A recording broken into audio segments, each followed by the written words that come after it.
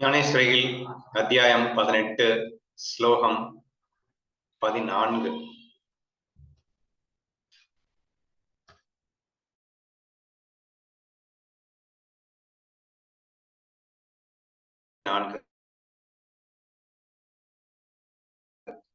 So இதுல என்ன சொல்லிட்டு இருக்காரு அப்படின்னா, கர்மத்திற்கான 5 முக்கிய காரணங்கள் என்னென்ன அப்படிங்கிற விஷயத்தை பத்தி விஸ்தாரமாக பேசிக்கொண்டு வருகிறார். குறிப்பா 5 காரணங்கள் இருக்கின்றன. இந்த கர்மான்னா செயல் புரிவதற்கு ஆத்மா காரணமே அல்ல. அப்ப ஆத்மா காரணம் இல்லைன்னா வேற யாருப்பா காரணம் அப்படின்னா ஒரு 5 காரணம் இருக்கு அப்படின்னு சொல்லி காட்டுறாரு. இப்ப இந்த 5 நான் எக்ஸ்பிளைன் பண்ணும்போது என்ன சொல்லியிருந்தேன் அப்படின்னா, பிரகிருதி அப்படின்னு ஒரு விஷயத்த சொல்லியிருந்தேன். பிரகிருத்தினா வேற ஒண்ணும் இல்ல, மாயா. சரியா? பிரம்மம் அசைவற்றது, பிரம்மம் எதுவும் செய்யாதது, எதுவும் செய்வதற்கு உதவியும் செய்யாதது, அது அதுவாக இருக்கக்கூடியது, சாஸ்வதமானது என்று சொல்லக்கூடிய அந்த பிரம்மமே என்னவாகுது அப்படின்னு சொன்னா பொய்யாக மாயையாக ஒரு தோற்றத்தை வெளிப்படுத்தி மகிழ்கிறது. சரியா? அப்போ அந்த பிரம்மம் ஒரு மாய தோற்றத்தை எடுக்கும் போது அதுலதான் எல்லா கர்மங்கள் எல்லாம் நடக்கின்றன இல்லையா? செயல் புரிவது ரெண்டுங்கிற அந்த விஷயமே எதுல வருதுன்னா மாயாலதான் வருது. அது அதுவாய் இருக்கின்றது, அது மட்டும்தான் இருக்கிறது அப்படிங்கிறது பிரம்மம். அந்த பிரம்மமே பலவாக அப்படிங்கிறப்பவே அது பலவா எப்படி மாற முடியும்? மாயையாதான் மாற முடியும், பிரகிருதியாகத்தான் மாற முடியும். அப்ப அந்த பலவாக மாறுகின்ற அந்த விஷயத்துலதான் ஒண்ணு இன்னொன்னு கிட்ட செயல்கள் புரிவதற்கு அப்படிங்கிறது சாத்தியமே இருக்கு அப்படின்னு சொல்லி. அப்ப இந்த 5 காரணங்கள் இருக்கு செயல்களுக்கு அப்படின்னா, செயலே மாயால தான் இருக்கு. அப்ப இந்த மாயை சம்பந்தப்பட்ட ஒரு 5 காரியமா இருக்க முடியுமே தவிர ஆத்மா காரணமா இருக்க முடியாது அப்படின்னு காரணம் காட்ட வேண்டியது இருக்கு. அப்ப அந்த மாயையில என்னென்ன காரணம் சொல்றது அப்படின்னா, உடல் அப்படிங்கிறது ஒரு மாயா. உடல் அப்படிங்கிறது தான் 24 தத்துவங்களை கொண்டு அதிஷ்டானமாக இருக்கக்கூடியது, ஒரு டூல், ஒரு கருவி அப்படிங்கிறது தான் இது. ஏன்னா இப்ப மண்பானை செய்யறதுக்கு அந்த சக்கரம் அப்படிங்கிறது, தண்டம் அப்படிங்கிறது எல்லாம் தேவைப்படுது. இதெல்லாம் கருவிகள் இருந்தாதான் அந்த மண்பானை செய்ய முடியும் இல்லையா? அப்போ ஒரு செயல் செய்யணும் அப்படின்னா without tools we cannot do any action இல்லையா? அப்ப அந்த டூல் அப்படிங்கிறத பர்டிகுலரா உடம்பு அப்படின்னு சொல்லிட்டு அதிஷ்டானம்னு சொல்லிட்டு நேத்து நமக்கு எக்ஸ்பிளைன் பண்ணினாரு. என்னன்னா அந்த 5 காரணங்கள்ல, அதாவது செயல் புரிவதற்கு தேவையான 5 காரணங்கள்ல முதலாவது காரணமாக உடம்புங்கிற டூலை காட்டினார். சரியா? இந்த உடம்புங்கிற டூலை காட்டினதோட மட்டும் இல்லாம அடுத்து மீதி 4 காரணத்தை என்னென்ன சொல்றாரு அப்படிங்கிறத நம்ம இன்னைக்கு படிக்கப்படுறத கேட்கலாம். 2வது காரணம் கர்த்தா. கர்மத்தின் 2வது காரணம் கர்த்தாவாகும், செய்கின்றவன் அப்படின்னு அர்த்தம் இல்லையா? இப்போ ஒரு டூல் இருந்தா மட்டும் வேலை நடந்துருப்பாங்க. அந்த டூலை யூஸ் பண்றவன் ஒருத்தர் இருக்கணும்ல. அந்த யூஸ் பண்றவன் தானே மெயினா அந்த வேலையே செய்யறான். அப்போ அந்த டூல் மட்டும் பத்தாது, அந்த டூலை செய்யறவன், இந்த டூலை யூஸ் பண்ணுகிறவன் அப்படின்னு வச்சுக்கோங்களேன், அவன் ரொம்ப முக்கியமான ஒரு காரணம் செயல் புரிவதற்கு. சரியா? செயல் புரிவதற்கு ஒரு டூலை யூஸ் பண்ணி ஒருத்தன் செயல் பண்றான் அப்படின்னா அந்த அவன் யாரு அப்படிங்கிறது 2வது கர்த்தா அப்படின்னு சொல்லப்படுகிறது. இந்த கர்த்தாவை என்ன அழகா எக்ஸ்பிளைன் பண்றாருன்னு பாருங்க. இந்த கர்த்தா ஆத்மஸ்வரூபத்தின் பிரதிபிம்பம் ஆவான். ஆகாசத்தினின்று நீர் சொரிந்து அந்நீர் பூமியில் குட்டைகளாக தேங்கிய குட்டைகளில் அவ்வாகாசமே பிரதிபிம்பத்தில்லையா? அல்லது ஒரு அரசன் நித்திரைக்கு வசப்பட்டு சொப்னத்தில் தான் அரசன் என்னும் அறிவை இழந்து தன்னை பிச்சைக்காரனாகவே எண்ணிக்கொள்வதில்லையா? அப்படியே ஆத்மஸ்வரூபமே தன்னிலையை மறந்து தேகமாக தன்னை பாவித்துக் கொண்டு தேகமாய் வெளிப்பட்டு நிற்கிறது. இப்படி தன் சுரூபத்தை மறந்து தன்னை தேகமாக பாவித்திருக்கும் சைதன்யத்துக்கு தத்துவ விசாரம் செய்பவர்கள் ஜீவன் என்று பெயரிடுவார்கள். ரொம்ப ஆஃப்லேட்டா ரொம்ப டீடைலா இதுதான் நம்ம பேசிட்டு இருக்கோம் இல்லையா? ஜீவன்னா யாரு, ஈஸ்வரன்னா யாரு, பிரம்மம்னா யாரு அப்படின்னு சொல்லி பேசிட்டு இருக்கோம். இப்ப பாத்தீங்கன்னா அந்த கர்மத்துக்கான 5 காரணங்கள்ல ஜீவனும் வந்துருவான், ஈஸ்வரனும் வந்துருவான். ஆனா பிரம்மம் மட்டும் வராது, அது ஆத்மஸ்வரூபம் மட்டும் வராது இல்லையா? அப்போ நம்ம ரொம்ப டீட்டெயிலா நம்ம பேசிட்டு இருக்கோம் இந்த ஈஸ்வரன்னா யாரு, ஜீவன்னா யாரு அப்படின்றத நம்ம அதிகமா பேசிட்டு இருக்கோம். இப்ப அந்த கர்மத்திற்கான காரணங்கள் யாரு அப்படின்னு சொன்னா நம்ம என்ன சொல்லியிருக்கோம்? ஜீவன் நினைப்பான், அதை ஈஸ்வரன் செய்து முடிப்பான் அப்படின்னு எல்லாம் நம்ம பார்த்திருக்கோம். இப்ப இந்த கர்மங்கள் செய்வதற்கு கண்டிப்பா இந்த ஜீவனும் ஈஸ்வரன் எவ்வளவு முக்கிய காரணங்களா இருக்காங்க அப்படின்றத இப்ப புரிஞ்சுக்கலாம். இப்ப ஃபர்ஸ்ட் என்ன சொல்லிட்டாரு? இந்த டூல் கால் தி பாடி அப்படிங்கறத ஒரு காரணம் காட்டிட்டாரு. அடுத்துதான் இந்த ஜீவனை காரணம் காட்டுறாரு. இப்ப இந்த ஜீவனை எக்ஸ்பிளைன் பண்ணும்போது என்ன அழகா இவர் எக்ஸ்பிளைன் பண்ணிருக்காரு அப்படின்னா, இந்த ஆத்மஸ்வரூபமே ஃபர்ஸ்ட் 2-3 எக்ஸாம்பிள் காட்டிருக்காரு. ஃபர்ஸ்ட் எக்ஸாம்பிள் என்ன சொன்னாரு? ஆத்மஸ்வரூபத்தின் பிரதிபிம்பம் தான் இந்த ஜீவன் அப்படின்னு சொன்னாரு. ஏன்னா ஃபர்ஸ்ட் அந்த பரபிரம்மமாக இருக்கின்றது இல்லையா, அந்த பரபிரம்மே தான் மாயைக்காக ஈஸ்வரனாகவும் வருது, ஜீவனாகவும் வருதுன்னு சொன்னோம். அப்ப இந்த ஜீவன் யாருன்னு காட்டணும் அப்படின்னு சொன்னா பிரம்மமே தான் அப்படின்னு சொல்லணும். ஆனா பிரம்மமே தான் அப்படின்னு சொல்லும் போது மாயை சம்பந்தப்பட்டு மாயையில இருந்து கொண்டு இருக்கின்ற அந்த reflection of the Parabrahma is equal to Jiva. ஏன்னா ஜீவனுக்கு தனி இருப்பு கிடையாது, பிரம்மம் தான் மாயையா வந்திருக்கு. அந்த மாயையில இங்க ஜீவன் இன்னொரு கான்செப்ட் நம்ம கொண்டு வர வேண்டியது இருக்கு. அப்ப பிரகிருதி கர்மங்கள் செய்வதற்கு காரணமாக இருக்கின்றன. என்னன்னா மாயாதான் கர்மங்கள் செய்வதற்கு காரணமா இருக்கின்றன இல்லையா. ஆனா இந்த ஜீவன் நான் தான் காரணம்னு நினைக்கிறான். அப்படின்னா யாரு? பிரம்மமாக இருக்கின்றது எதுவுமே செய்யாவிட்டாலும் மாயை தன் காரியத்தை செய்கிறது. மாயைனா என்ன? மாயைனா கற்பனைங்க. இந்த கற்பனை தான் காரியத்துக்கு காரணமா இருக்கு, செயல்களுக்கு காரணமா இருக்கு. இப்போ இந்த ஜீவன் தன்னை நினைத்துக் கொள்கிறான். ஃபர்ஸ்ட் எக்ஸாம்பிள் பார்ப்போம். நம்ம விசார சாகர்ல என்ன எக்ஸாம்பிள் கொடுத்திருந்தாங்க அப்படின்னா, கட ஆகாஷ், மேக ஆகாஷ் அண்ட் மகா ஆகாஷ் அப்படின்னு சொல்லிட்டு ஒரு வர்ணனை நம்ம பார்த்தோம்.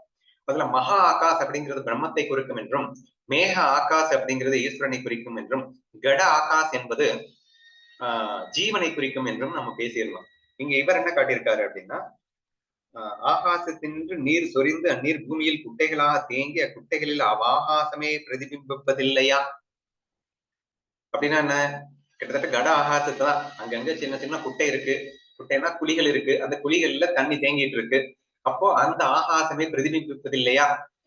அப்போ இந்த குட்டியோண்டு தண்ணிக்குள்ளேயும் ஆகாசம் தெரியுது. அப்போ மகா ஆகாசமா இருக்கின்றது பிரம்மமும் இப்போது குட்டியோண்டு குட்டைக்குள்ள ரெஃப்ளெக்ட் ஆயிட்டு இருக்கு, அதனுடைய பிம்பம் தெரியுது. தோற்ற மாத்திரமாகத்தான் இருக்கும், நல்லா புரிஞ்சுக்கோங்க, இது வெறும் தோற்றமாகத்தான் இருக்கும். அதுதான் இந்த ஜீவன் என்று அழைக்கப்படுகிறது என்பது ஃபர்ஸ்ட் எக்ஸாம்பிள்ல சொல்லியிருக்காரு. நெக்ஸ்ட் எக்ஸாம்பிள் பாருங்க. ஒரு அரசன் நித்திரைக்கு வசப்பட்டு போய் தான் அரசன் என்னும் அறிவை இழந்து தன்னை பிச்சைக்காரனாக எண்ணிக்கொள்வதில்லையா? நான் ஏற்கனவே சொன்னேன், பிரகிருதினாலே கற்பனைன்னு சொன்னேன். பெஸ்ட் கற்பனை கனவு தானுங்க. கனவுல என்ன ஆகுதுன்னு நம்ம எண்ணங்கள் அப்படியே உலகமா விரியுது. அந்த உலகமா விரியும் போது இந்த உலகமே நான் தான், அதுல வர்ற பிச்சைக்கார வேஷமும் நான் தான். ஆனா நான் பிச்சைக்காரன்னு நான் தனியா எண்ணிக்கிறது இல்லையா. அப்படி இந்த உடலை இயக்குகின்ற அந்த ஜீவன் இருக்கான் இல்லையா, அந்த ஜீவன் இந்த உடலே நான் என்று நினைத்து விட்டான் அப்படிங்கிறார். இந்த கனவுக்குள்ள போனவன அவன் எக்கச்சக்கமான வேஷத்துல இருக்கான். அதுல ஒரு பிச்சைக்கார வேஷத்துல, பிச்சைக்கார வேஷமாவும் இருக்கிறது, எல்லாமாவும் இருக்கிறதுங்க. ஆனா பிச்சைக்கார வேஷம் மட்டுமே நான் அப்படின்னு ஒரு சொப்னத்துக்கு வசப்பட்டு போய் ஒரு அரசன் பிச்சைக்காரனை நான் நினைக்கிறது இல்லையா. அப்படித்தாண்டா இந்த ஜீவன் அந்த வேஷத்தை நான் என்று நினைத்து கொண்டு விட்டான். அப்படின்னு அந்த உடலை நான் என்று நினைத்து விட்டான். அவனுக்கு பேரு ஜீவன் என்று சொல்லப்படுகிறது. அவன் ஒரு முக்கிய கர்த்தாவா இருக்கின்றான். அவன் தான் நான் தான் செய்யறேன், நான் தான் செய்யறேன், நான் என்னாலதான் நடக்கிறதுன்னு சொல்லிட்டு இருக்கான்ல. அவன் இல்லைன்னா எப்படி காரியம் நடக்கும்? சோ அவன் ஒரு கர்த்தா அப்படிங்கிறது 2ஆம் எக்ஸாம்பிள்ல சொல்லியிருக்காரு. அப்படியே ஆத்மஸ்வரூபமே தன்னிலையை மறந்து போய் தேகமாக தன்னை பாவித்துக் கொண்டு தேகமாக வெளிப்பட்டு இருக்கிறது. இப்படி தன் சொரூபத்தை மறந்து தன்னை தேகமாக பாவித்திருக்கும் சைதன்யத்திற்கு தத்துவ விசாரம் செய்பவர்கள் ஜீவன் என்ற பெயர் சொல்லி இருக்கின்றோம் அப்படின்னு தெரிஞ்சுக்கோங்க. இந்த ஜீவன் தேகத்தை நோக்கி எவ்விஷயத்திலும் உன்மேல் அபிமானத்தை விடாது உன்னோடு ஒன்றுபட்டேன் இருப்பேன் என்று அதற்கு பிரதிங்கை செய்து கொடுத்து விடுகின்றான். ஏன்னா நம்ம இந்த பாடியில நம்ம ஆத்மஸ்வரூபம் தான். ஆனா இப்ப நம்ம என்ன பண்ணிட்டோம் அப்படின்னா, இந்த பாடி தான் நான் அப்படின்னு நினைச்சுக்கிட்டு இந்த பாடியில நீ என்ன செஞ்சாலும் அதுல நான் கூடவே இருப்பேன்டா அப்படின்னு சொல்லிட்டு பிரதிங்கை அப்படின்னா சத்தியம் செய்து விட்டு இருக்கின்றான் அப்படின்னு சொல்றாரு. பிரகிருதியானது கர்மத்தை செய்து வைக்க இந்த ஜீவன் தன்னை பிரகிருதியுடன் ஒன்றுபடுத்திக் கொண்டு பிரமையால் அறிவு மயக்கத்தால கர்மத்தை தான் செய்து வைத்ததாக பாவித்துக் கொள்கிறான். இக்காரணத்தை கொண்டு ஜீவன் கர்த்தா என்று விவரிக்கப்படுகின்றான். இப்ப கூட பாருங்க, ஜீவன் காரியத்தை செய்ய முடியாது. You need to have the support of all these 5 elements இல்லையா. என்னென்ன வேணும்? உடம்பு வேணும், அப்புறம் கர்த்தா அப்படிங்கிற அந்த ஃபீல் பார்ட் இருக்கு, ஓகே இருக்கட்டும். நெக்ஸ்ட் என்ன?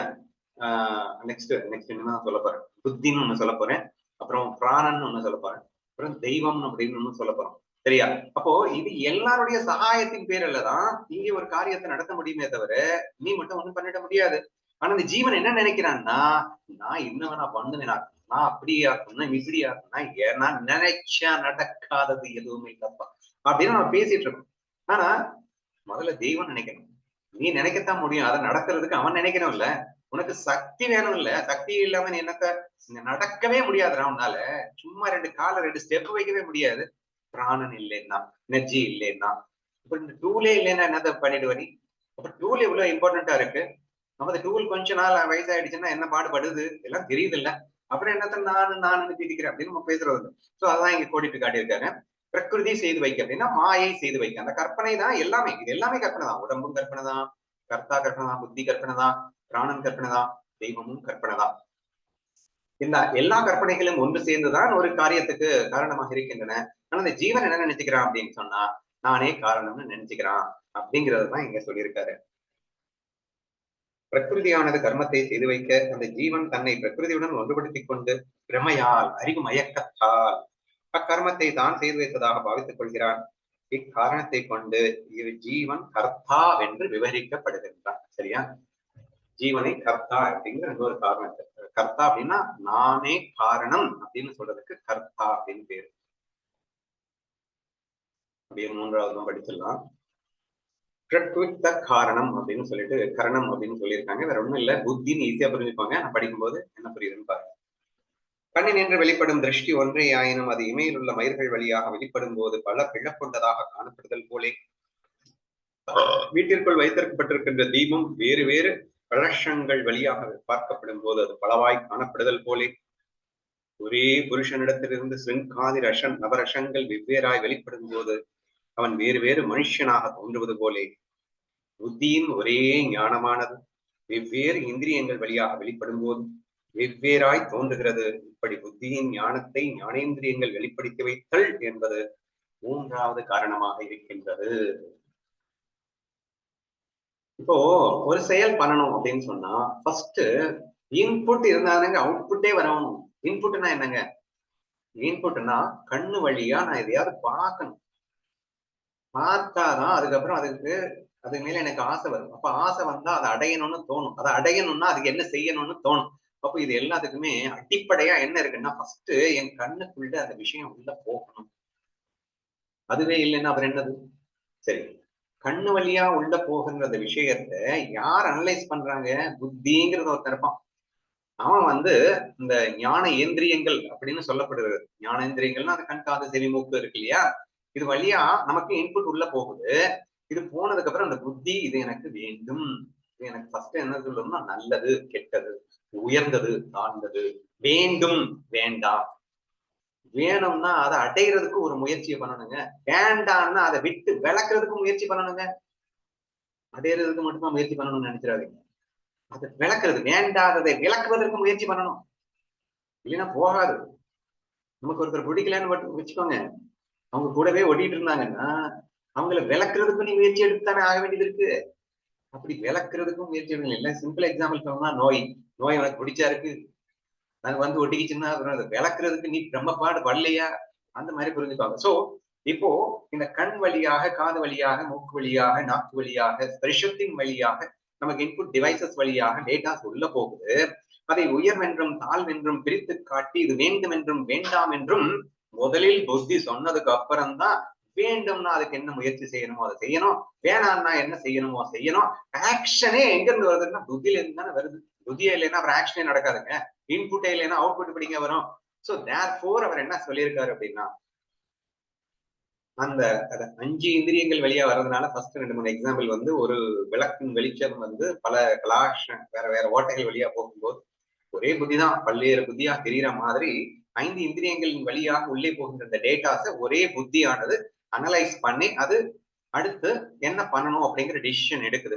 அது முக்கியமான ஒரு காரணம். ஏன்னா புத்தியே இல்லைன்னா அந்த செயல் நடைபெறாது அப்படிங்கிறதுனால அந்த புத்தியை ஒரு காரணமாக காட்டியிருக்கின்றார் என்று புரிந்து கொள்ளுங்கள்.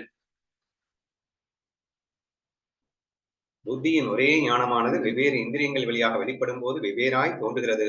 இப்படி புத்தியின் ஞானத்தை ஞானேந்திரியங்கள் வேறுபடுத்தி வைத்தல் என்பது 3வது காரணமாக இருக்கின்றது. வே ராஜகுமாரா அது முடிக்கிறாரு. இப்போ அடுத்த 2 காரணம் இருக்கு. இன்னொன்னு பிராணன், இன்னொன்னு தெய்வம். ஈஸ்வரன் இல்லாம வேலை நடக்குமா? சோ இந்த 2 காரணங்களை நாளைக்கு பார்க்கலாம்.